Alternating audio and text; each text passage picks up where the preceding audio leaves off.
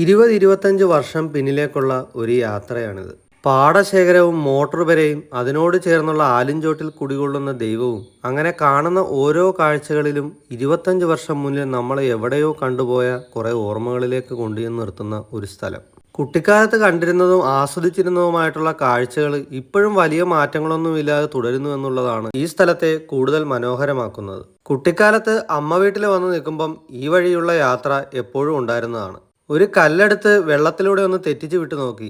കുട്ടിക്കാലത്തെ ആ സിദ്ധിയൊന്നും നഷ്ടപ്പെട്ടു പോയിട്ടില്ല. അമ്മ വീട്ടിലൊരു കല്യാണം കൂടാൻ വന്നപ്പം വളരെ യാദൃച്ഛികമായിട്ടാണ് ഈ വഴി വന്നത്. ഞാൻ മാത്രമല്ല, എല്ലാവരും ആ പഴയ ഓർമ്മകൾ പൊടിതട്ടിയെടുക്കുകയാണ്. ഈ പാലം കണ്ടോ? ഈ പാലം തടി കൊണ്ടുണ്ടാക്കിയ ഇതേ രൂപത്തിലുള്ള പലകയടിച്ചുള്ള ഒരു പാലമായിരുന്നു എന്ന് മാത്രമേ ഉള്ളൂ. കുട്ടിക്കാലത്ത് അവിടെയും ഇവിടെയൊക്കെ പലക വിട്ടുപോയി ദ്രവിച്ചു പോയിരുന്ന ആ പലകപ്പാലം കൈവരി പോലുമില്ലാതെ കയറി ഇറങ്ങുമ്പോൾ ഹിമാലയ പർവ്വതം കീഴടക്കിയതുപോലെയായിരുന്നു കുഞ്ഞു മനസ്സിൽ.